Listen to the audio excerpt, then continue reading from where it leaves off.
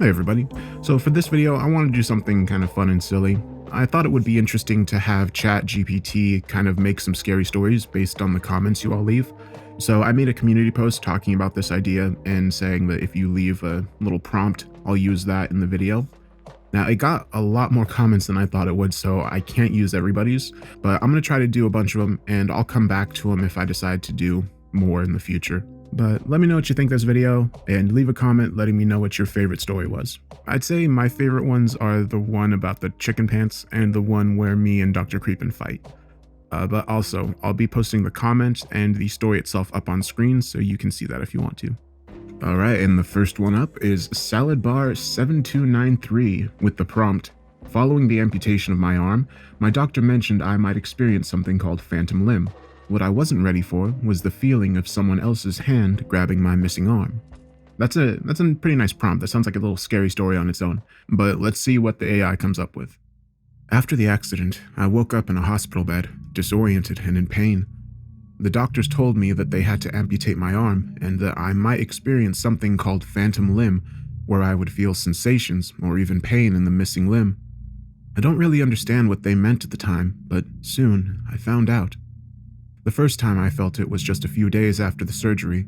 I was lying in bed, trying to sleep, when I felt a pressure on my missing arm.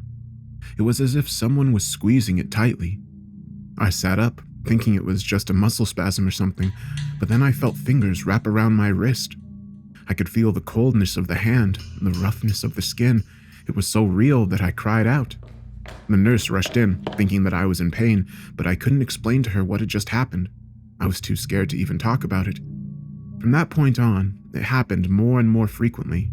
I would feel someone touching my missing arm, rubbing it, or even pulling on it. It was as if someone else's hand had taken over where mine had once been. I started to feel like I was losing my mind. I didn't know if it was a hallucination or if there was something seriously wrong with me. I tried to tell my doctor, but he just shrugged it off as part of the phantom limb phenomenon. He said it was just my brain trying to make sense of the loss of my arm, but it wasn't just a sensation anymore. I started to feel like there was someone else in the room with me, someone who was always watching me. I would wake up in the middle of the night, feeling like there was someone standing at the foot of my bed, staring at me with eyes I couldn't see. I started to dread going to sleep because I knew that I would feel the phantom hand again. Then, one night, something happened that made me realize that it wasn't just my imagination. I woke up to the sound of someone breathing heavily in my room. I opened my eyes and saw a figure standing by my bed. It was too dark to see any details, but I could feel the weight of its gaze on me. And then I felt the phantom hand again, but this time it wasn't just a sensation. I felt fingers grip mine, pulling me towards the figure. I tried to scream, but nothing came out. And then it was gone. The figure disappeared, and the pressure on my hand vanished. I sat up in bed, shaking with fear. I knew that I had felt something real, something that wasn't just in my head. I didn't know what to do or who to tell. I felt like I was losing my grip on reality, and I didn't know if I would ever get it back. This next one is from the Creepypasta channel, and they write, "ChatGPT, write a story about multiple creepypasta narrators forced to join an underground fighting tournament in order to win $5 million. Round 1, the Darksomnium vs. Dr. Creepin. Write it in the form of a creepypasta in the first-person perspective." Alright, that sounds pretty crazy. Let's see what we get. I can feel the cold sweat dripping down my spine as I stare at the massive metal door in front of me. My heart is racing with anticipation, fear, and excitement all at once. I can hear the distant sound of metal clanging against metal as I take a deep breath and push open the door, stepping into a dimly lit room. I'm not alone, of course. Standing around me are several other creepypasta narrators, all of us handpicked to participate in an underground fighting tournament. The stakes are high. The winner gets $5 million, but the competition is fierce, and the rules are brutal. There are no holds barred, and the last person standing is the victor. The first match is about to begin, and the announcer's voice booms through the room. "Ladies and gentlemen, welcome to the first round of the tournament. In the left corner, we have the Darksomnium, and in the right, we have Dr. Creepin." I watch as my opponent steps into the ring, his face shrouded in darkness. I can't see his features, but I can feel his eyes boring into me, analyzing my every move.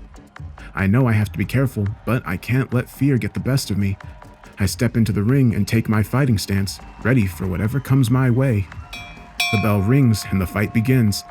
We circle each other, waiting for the other to make the first move. I can hear the sound of my own breathing, loud and ragged in my ears. Suddenly, my opponent charges forward, his fists raised high. I dodge his attack, but he's quick, and he lands a glancing blow on my shoulder. I feel a surge of pain shoot through my body, but I can't let it slow me down. I take a deep breath and lunge forward, my fists flying. We trade blows, each of us taking hits and dealing them out in equal measure. As the fight wears on, I start to feel a strange sensation, as if something is watching us, something dark and malevolent. I try to shake it off, but it only grows stronger until I can barely concentrate on the fight. And then, just as suddenly as it started, the feeling disappears. I'm left panting, sweating, and bleeding, but I'm still standing. I look over at my opponent, and he's lying motionless on the ground. I'm the winner. I step out of the ring, my body aching and my mind racing. I can't help but wonder what else this tournament has in store for us, and what dark forces are at work behind the scenes. But for now, I can't think about that. All I can do is prepare for the next round, and hope that I have what it takes to survive. Alright, I like that one. That was pretty fun. I'm sorry that I had to knock you out, Dr. Creepin'. Or should I say, Dr. Sleepin'. Oh, 'cause he's out cold. Oh. Alright, our next one is by Max Grouch 9706. So with this one, I wasn't 100% sure if you wanted me to just take the whole text and put it in, or if you wanted me to interpret it as something else. So for the prompt, I just put in to write a scary story about the unspoken rule that public places are safe to be in and nothing chases you there. And this is what it came up with. There's an unspoken rule that public places are safe. No matter what happens outside, once you step into a busy street or a crowded mall, you're untouchable. Or so we thought. I was out shopping with my friends one night, laughing and joking as we browsed through the aisles. The mall was packed with people, music blasting from every store, and the bright lights making everything seem so much happier. We were having the time of our lives until we heard a strange noise. It was a low growl coming from somewhere nearby. We looked around, trying to find the source, but there was nothing there. Just the same crowds of people, all going about their business as usual. We shrugged it off, thinking it was just our imagination playing tricks on us. But then we heard it again, louder this time, more urgent, and we realized we were the only ones who seemed to be able to hear it. My heart began to race as I looked around, trying to find a way out, but the mall seemed to be closing in on us, the crowds of people turning into a sea of bodies that we couldn't escape from. And then we saw it, a shadowy figure lurking at the edge of the crowd. It was humanoid, but twisted and deformed, with eyes that glowed red in the darkness. We froze, unable to move as it began to move towards us. Suddenly, the safety of the public place we were in was nothing but an illusion. The unspoken rule we had all grown up with had been shattered, and we were facing a terror we had never imagined possible. We turned to run, but it was too late. The creature was upon us, its claws sinking into our flesh as we screamed and struggled. I don't know how we made it out of the mall alive. We never spoke of what happened again, too afraid that if we acknowledged it, it would become real. But I know one thing for sure. The safety of public places is just an illusion. There are things out there that are always waiting, ready to strike when we least expect it. Alright, that one was pretty good. I like the part where it threw in that if you just walk into a busy street, you're definitely going to be safe. that was pretty good. Alright, our next comment is from King Audio 6464. And his prompt was, a serial killer goes to heaven and is completely baffled about how he got there, and now has to keep up appearances so no one finds out he doesn't belong in heaven. There was once a notorious serial killer named Richard who had terrorized the streets of his city for years. He had killed dozens of innocent people without remorse, and when he was finally caught, he was sentenced to death. But as he took his last breath, something strange happened. Richard found himself standing in a place he never expected to see, heaven. He looked around in confusion, unable to comprehend how he ended up in this serene and peaceful place. He had never believed in God or an afterlife, so this was all very baffling to him. But as he took in the beauty around him, he realized he had to keep up appearances so no one would suspect he didn't belong there. Richard tried his best to blend in with the other souls in heaven, but it wasn't easy. He was used to being feared and avoided by people, but in heaven everyone was friendly and kind. He found himself struggling to control his urges to harm others, and he began to feel like a prisoner in this paradise. The longer he stayed in heaven, the more Richard realized that he was completely out of place. He couldn't understand why he was there, and he knew he didn't deserve to be in such a perfect place. He started to feel guilty for all the terrible things he had done in his life, and he became increasingly paranoid that someone would find out the truth about him. As the days turned into weeks, Richard's paranoia grew, and he began to see signs that his secret was about to be revealed. He heard whispers and saw accusing glances from some of the other souls in heaven. He knew that he had to do something to protect his secret, but he didn't know what to do. In the end, Richard's paranoia got the best of him, and he made a fatal mistake. He attacked one of the other souls in heaven, unable to resist his urge to kill. But this time, his victim was not human, and the consequences of his actions were far greater than he could have imagined. As the other souls in heaven gathered around him, Richard realized that he had made a terrible mistake. He was no longer welcome in this perfect place, and he was banished to the darkness below. In the end, Richard had realized that he had been given a chance at redemption, but he had squandered it. He was doomed to spend eternity paying for his crimes, unable to find the peace that he had been searching for. I'm going to give that one a 3 out of 10. Could have been better. Like, it could have expanded upon what he killed. What, did he kill Jesus? Well, like, what happened up there? Yeah. Pretty funny still. All right, on to the next one. This one was commented by Fear of the Chippin. Japan? One of those. My expedition in the Antarctic has unearthed something haunting. We found an underground city made for giants, far larger than humans, and we think we're not alone. All right, well, let's see what the AI came up with. As we ventured deeper into the icy abyss of the Antarctic, I could feel a sense of unease creeping up on me. The bitter cold had numbed my senses, but my mind was still racing with fear. Our expedition team had stumbled upon a cave system, which led to an underground city unlike anything we had ever seen. The walls towered above us, and the architecture was not of human design. The structures were built for giants, with doorways and tunnels so vast that we had to walk in single file to navigate them. As we explored the city, we began to sense a presence that wasn't human. The air grew thick with an otherworldly stench, and our flashlights began to flicker. We heard whispers and footsteps echoing through the caverns, but when we turned around, there was nothing there. The deeper we delved, the more we realized that we were not alone.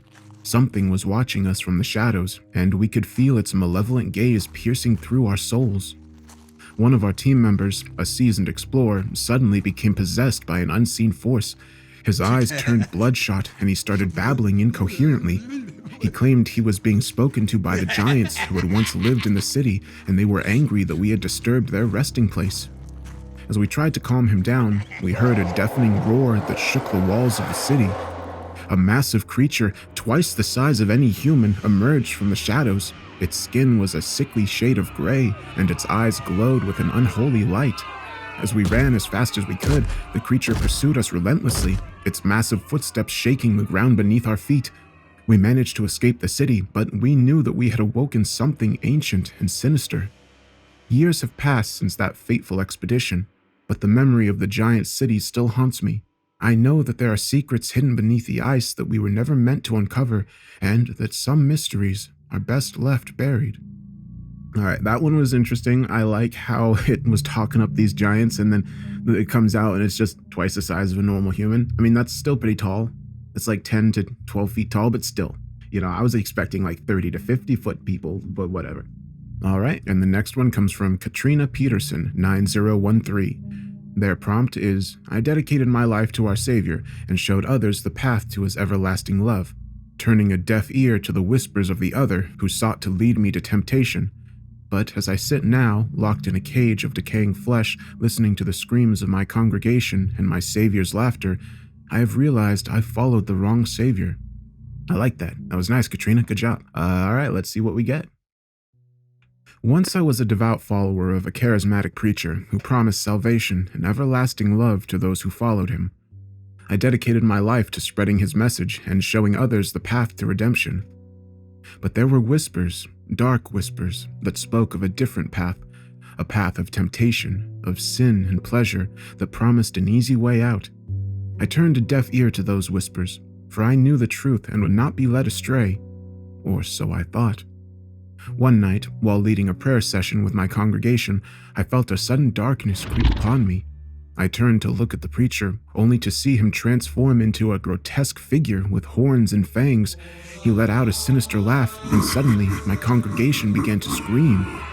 I was locked in a cage of decaying flesh, unable to move or escape. I could only watch as my former brothers and sisters were devoured by the creature I had worshipped for so long. The creature's laughter echoed through the chamber, sending shivers down my spine. As the screams of my congregation died down, the creature turned to me, still laughing, but this time something was different. He began to do a little dance, mocking me for my blindness and foolishness. I had followed the wrong savior, and now I was paying the ultimate price. My devotion had led me down the path of destruction, and I could only watch in horror as the creature danced and laughed at my demise. Alright, that one was pretty good. I like how it threw in that little dancing bit. I'm going to give that a nice 8 out of 10. It didn't really expand on the story. It pretty much just fleshed out that prompt, but added dancing. So, could have been better, but yeah, the little dance really bumped it up a few. And the next one is by Chorus1463.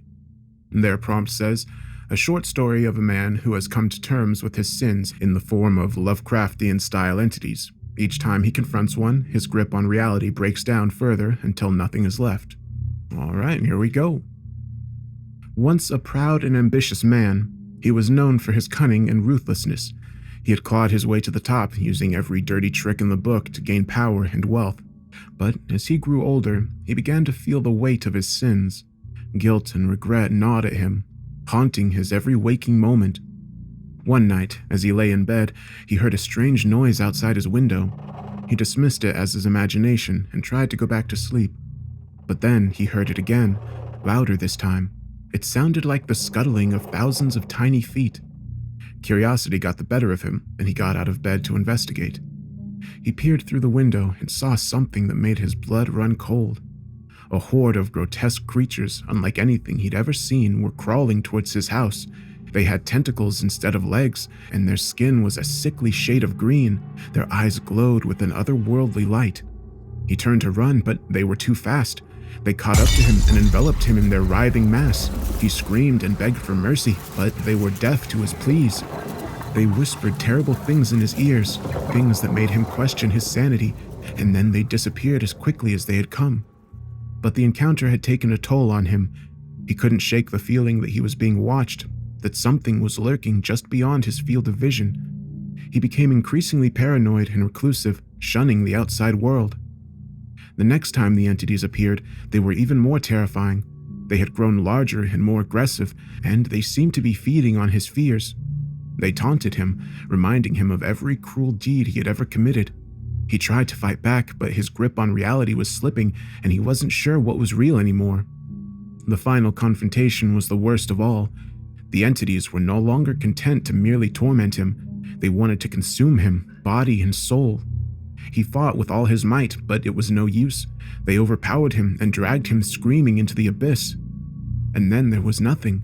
No pain, no fear, no guilt, only a sense of emptiness, as if he never existed at all. The Lovecraftian entities had claimed another victim, a man who had thought he was invincible, but who had ultimately succumbed to his own sins. Hey, that one was nice. I like that one. Nice and a little spooky.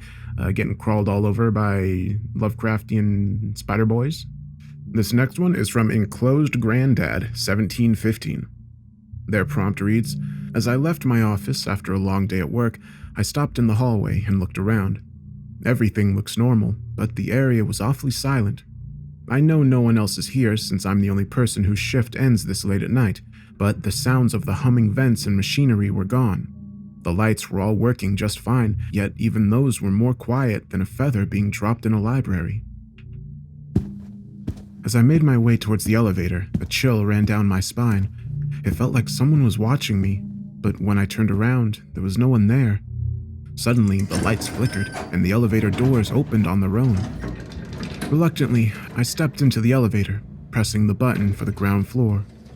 As the doors closed, I caught a glimpse of a figure standing in the hallway, watching me intently. I couldn't make out their features, but I could feel their eyes boring into my back. The elevator descended slowly, but just as I was about to reach the ground floor, it jolted to a stop. The lights flickered once again, and then everything went dark. Panic set in as I frantically pressed the emergency button, but there was no response. Suddenly, the elevator started to move again, but it wasn't going up or down. It felt like it was being dragged horizontally, and I could hear a faint scraping noise. The elevator came to an abrupt stop, and the doors opened with a creak. I stepped out into a dimly lit hallway, but it wasn't the same one I had just left. The walls were covered in moss, and the air was thick with an unpleasant smell. I heard footsteps coming from the end of the hallway, and I could feel my heart pounding in my chest. As the figure approached, I could see it was a woman, but her face was twisted in a grotesque manner. She let out a blood-curdling scream, and I woke up, realizing it was all just a nightmare. But as I got ready to leave the office, I couldn't shake the feeling that something wasn't quite right. Alright, that one wasn't bad. That one made sense. Sometimes these things are so incoherent that I have to just regenerate them because they're just pure nonsense babbling. But sometimes they're pretty good. Alright, this next one was submitted by Damien Cortez 2458. Their prompt reads, I woke up in a room full of darkness. I can't see anything. I've been walking for hours without running into even a wall. It's dead quiet. I haven't heard a sound until now. I can hear faint footsteps, and it sounds like they're getting closer. Nice, that's a nice little creepy prompt. Alright, let's see what we get. It was a dark and stormy night, and I had just woken up in a room full of darkness. I couldn't see anything, not even my hand in front of my face. I tried to take a step forward, but it was like I was walking on a cloud. I'd been walking for what felt like hours without running into even a wall. It was dead quiet. I started to feel like I was the only person left in the world. That was until I heard faint footsteps in the distance. They were barely audible at first, but they were definitely getting closer. I felt a chill run down my spine as I realized that I was not alone. The footsteps grew louder and louder until I could hear them vibrating through my bones. Suddenly, the silence was broken by a loud cackle, and I jumped out of my skin. It was a laugh that was both terrifying and comical at the same time. I turned around, but I couldn't see anything.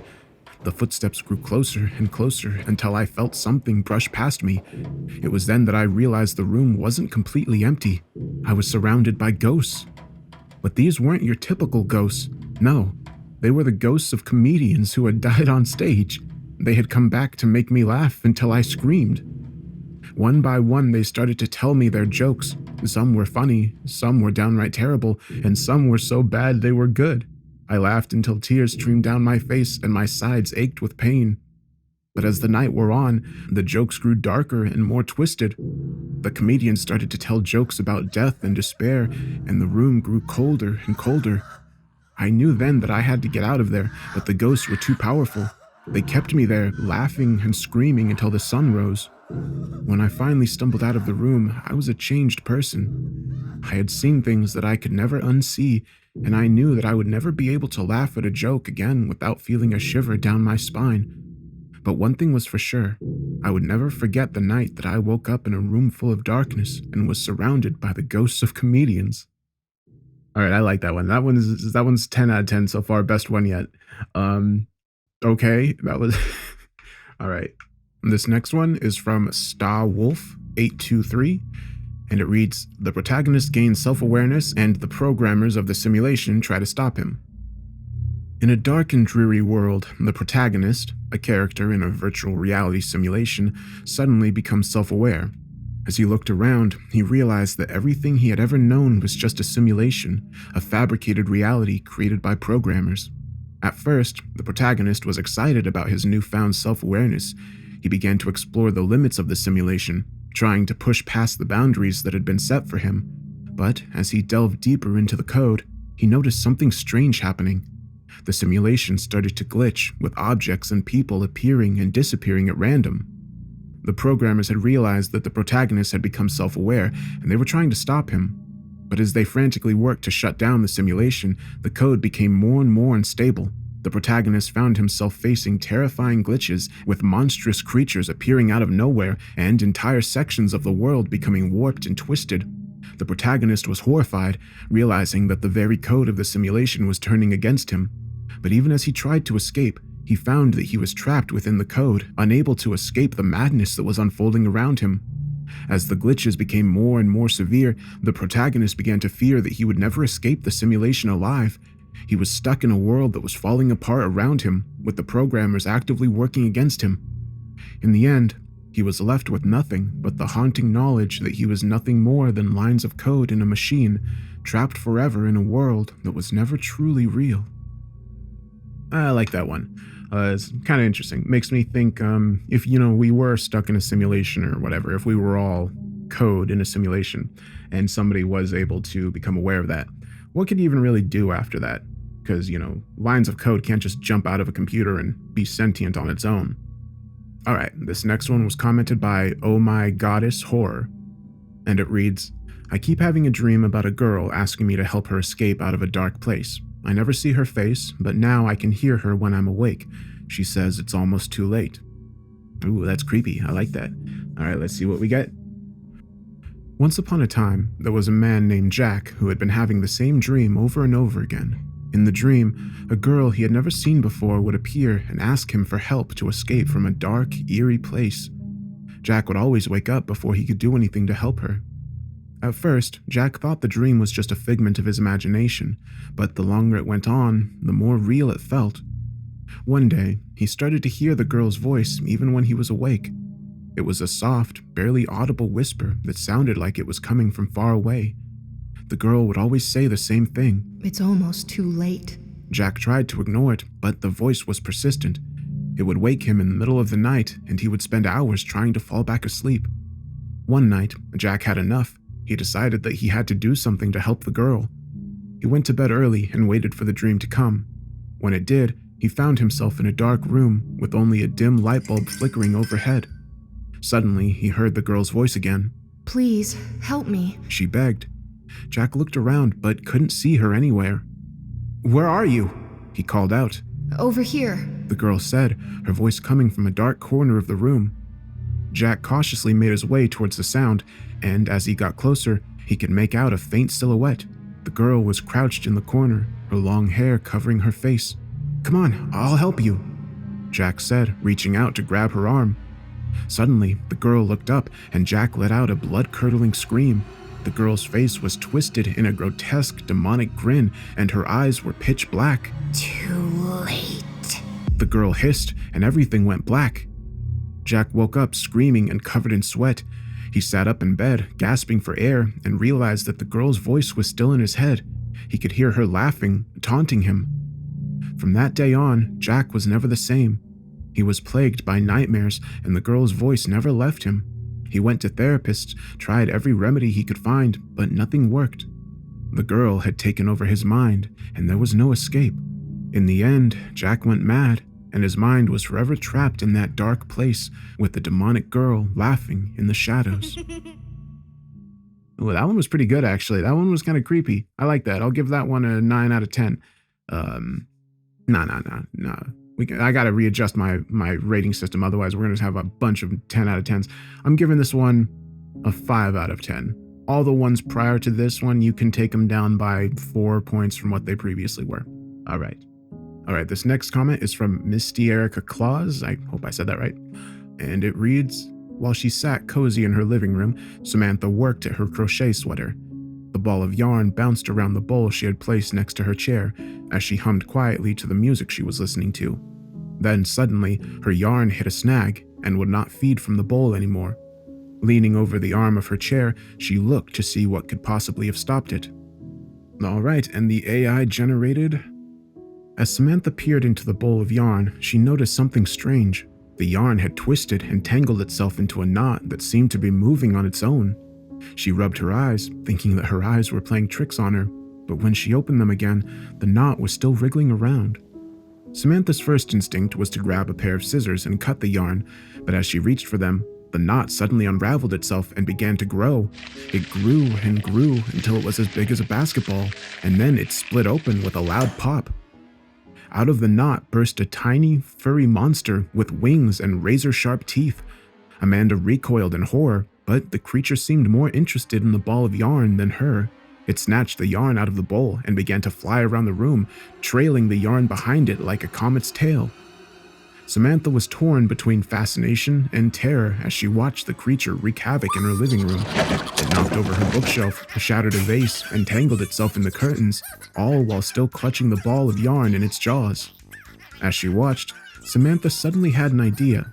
She grabbed her crochet hook and began chasing after the monster, hooking the yarn as it flew by. The creature seemed to be enjoying the game, darting and weaving around the room, but Samantha was determined to catch it. Finally, after what seemed like hours, Samantha managed to snag the creature with her hook. It struggled for a moment, but then it seemed to deflate like a balloon, shrinking down to the size of a tiny mouse. Samantha scooped it up and held it in her hand, staring at it in amazement. Well, that was certainly insane. She muttered to herself as she looked around at the chaos that the creature had caused. But as she glanced down at the tiny creature in her hand, she couldn't help but smile. It was scary and funny and nonsensical, but it had also been the most exciting thing that had happened to her in a long time. Alright, that one was just kind of silly, but I liked it. That'll be pretty funny to do the sound effects for. The next one is from Jonathan McConnell, and it reads, ChatGPT write a short story about a group of people sitting in the woods around a campfire. One of them starts telling a story about a crazy old man, but as he's talking, an old man runs towards them, foaming at the mouth, screaming that it is coming. Alright, here we go.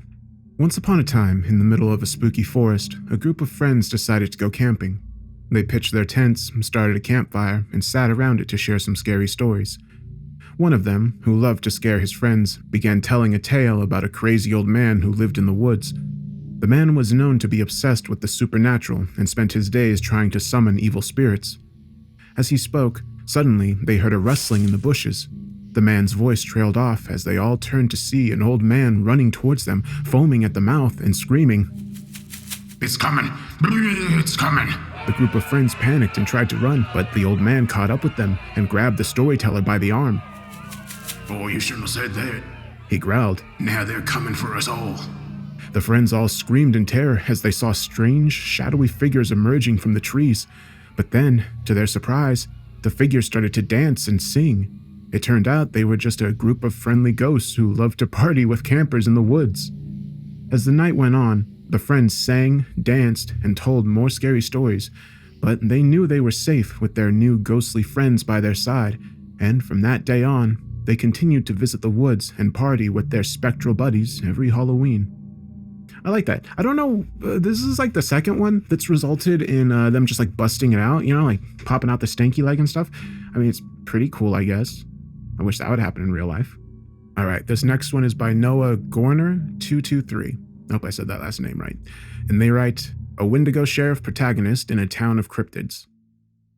In the small town of Grimwood, things were never quite what they seemed. It was a place where cryptids roamed the streets freely, and the townspeople had grown accustomed to the strange and unusual.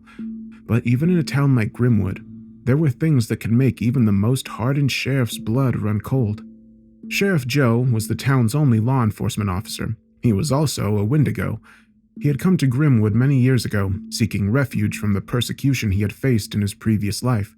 He had always been a bit of an outcast, but here in Grimwood, he found a place where he could belong. One night, as Sheriff Joe was making his rounds, he received a call from the local diner. The owner, a kind-hearted werewolf named Betty, had reported a disturbance in the back of the restaurant. When Sheriff Joe arrived, he found Betty cowering behind the counter, her fur standing on end. "What's going on, Betty?" Sheriff Joe asked, his keen senses picking up the faint scent of something foul in the air. It's in the back. Betty stammered. I heard something moving around back there, and then I saw... She trailed off, too frightened to finish her sentence. Sheriff Joe nodded grimly and made his way to the back of the diner. As he pushed open the door, he was greeted by a sight that made his stomach turn. There, in the middle of the kitchen, stood a creature unlike any he had ever seen. It was a cross between a goat and a squid, with long, slimy tentacles and glowing red eyes. It was making a mess of the kitchen, knocking over pots and pans as it searched for something. Sheriff Joe knew that he had to act quickly. He drew his trusty shotgun and aimed it at the creature. "Stop right there!" he shouted. The creature turned its head slowly, its glowing eyes fixed on Sheriff Joe. It let out a high-pitched screech that made the hairs on the back of his neck stand up.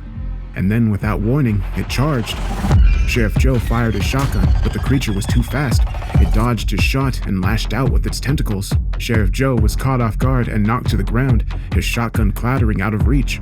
He scrambled to his feet, adrenaline pumping through his veins. The creature was coming at him again, its tentacles flailing wildly. Sheriff Joe braced himself for the impact, but then something strange happened. The creature suddenly stopped in its tracks and let out a long, mournful howl. It turned and fled through the kitchen door, disappearing into the night. Sheriff Joe was left standing there, panting and bewildered. He'd never encountered anything like that before, and he wasn't sure if he ever wanted to again. As he made his way back to the patrol car, he couldn't help but chuckle to himself. It was a scary situation to be sure, but there was something undeniably funny about it all. And so, as Sheriff Joe drove the streets of Grimwood, keeping a watchful eye on the town's many cryptids, he couldn't help but feel a strange sense of pride. He was the Wendigo sheriff of a town full of monsters, and he was damn good at his job. Alright, I really liked that one. That one was pretty great. This next one is by Fireproof Fox 3664, and they wrote, "A longtime government official with many skeletons in his closet gets outed, but then he receives an email from an unknown source claiming to be able to make it all go away if he only follows 3 simple rules and does a few tasks for this mysterious entity." And the AI wrote, "Once upon a time, there was a corrupt government official named Richard. He had accumulated many secrets over the years and had been living a life of luxury at the expense of others. One day, he had received an email from an unknown sender offering to make all his troubles go away if he followed 3 simple rules and completed some tasks for the mysterious entity. The first rule was that Richard had to wear a clown nose every day for a week. He thought it was a strange request, but he followed it anyway, believing that it was just a harmless prank. The second rule was even stranger. Richard had to drink a glass of milk before bed every night for 2 weeks. He didn't understand the significance of this, but he complied with the request anyway, hoping that it would all be worth it in the end. The third and final rule was the most bizarre of all. Richard had to perform a dance in the middle of town square at midnight on the night of a full moon. He was starting to feel a little uneasy about these tasks, but had come too far to turn back now. As he completed each task, he started to feel a sense of dread growing inside him. He couldn't explain it, but he felt like something was watching him, waiting for him to slip up. On the night of the full moon, Richard found himself standing in the middle of the town square, wearing a clown nose and performing a strange dance. Suddenly, the moon disappeared behind a thick cloud and everything went dark. When the moon reappeared, Richard was no longer alone. A figure dressed in black appeared before him, his face hidden by a dark hood. It spoke in a chilling voice. "Congratulations, Richard. You have completed all the tasks that I have set for you. Your secrets are safe with me." Richard breathed a sigh of relief, but then the figure continued. "But there's one more thing you need to do before I can make your troubles disappear forever. You must eat a banana with the skin on." Richard was confused and a little grossed out by the request, but he knew he had no choice. He peeled the banana and ate the fruit, but when he got to the skin, he hesitated. The figure grew impatient and started to advance towards him. In a panic, Richard stuffed the entire banana, skin and all, into his mouth. Suddenly, he felt a strange sensation in his body and he started to convulse. He fell to the ground, writhing in agony as the figure laughed in the background. The next morning, the people of the town found Richard's lifeless body lying in the middle of the square. They never found out who was responsible for his death or why he had followed such strange and senseless rules. The mystery remained unsolved, but the fear and paranoia that it instilled in the town lingered for years to come. These stories are getting progressively crazier, and I love it. Alright, this next one is from Dustin Hoonarts 3485, and it reads, "My pet chicken went outside with no pants. I peeked outside to see the crazed Tailor walking away with my chicken. 2 days later, I heard 4 distinct pecks at my door." Alright, and here we go. Once upon a time, I had a pet chicken named Penny. She was the sweetest little thing, always clucking contently in her cozy coop in the backyard. One day, I let her outside to peck around in the grass, not realizing that she had slipped out of her little chicken pants. I didn't think much of it at the time, but little did I know that it was the beginning of a terrifying ordeal. As the day wore on, I started to get worried. Penny was nowhere to be found, and I began to fear the worst. Then, just as the sun was setting, I caught a glimpse of something out of the corner of my eye. It was the crazed Tailor, a local legend in these parts known for his strange behavior and bizarre experiments with fabric. He was slinking away from the house, and I could see that he had something in his arms. I ran outside, shouting and waving my arms, but it was too late. The Tailor had snatched up my beloved Penny and was making off with her, cackling maniacally as he disappeared into the shadows. I was beside myself with grief and anger, but there was nothing I could do. The Tailor was a force to be reckoned with, and I was just a helpless bystander. Days passed, and I heard nothing from the Tailor or my poor little chicken. I tried to keep busy, but my thoughts were consumed by the terrible fate that had befallen Penny. Then, one night, I was jolted awake by a strange sound. It was a distinct pecking at my door, 4 sharp taps that echoed through the silent house. I crept over to the door and peered through the peephole, and there, staring back at me with one beady eye, was Penny. She was battered and bruised, her feathers torn and matted, but she was alive. I flung open the door and scooped her up, tears streaming down my face as I held her. As I looked out into the darkness, I knew that the Tailor was still out there, waiting and watching. But in that moment, all that mattered was Penny, safe and sound in my arms once again. Alright, that was the end, but, I wasn't very satisfied with that, so I'm going to continue this with the prompt that the main character and the chicken get revenge on the Tailor. I don't know if he had a name, I already forgot. Over the next few days, I carefully nursed Penny back to health. She had suffered some nasty cuts and bruises, but with plenty of rest, food, and love, she slowly began to recover. But the memory of the crazed Tailor still haunted me. I knew I had to do something to make him pay for what he had done.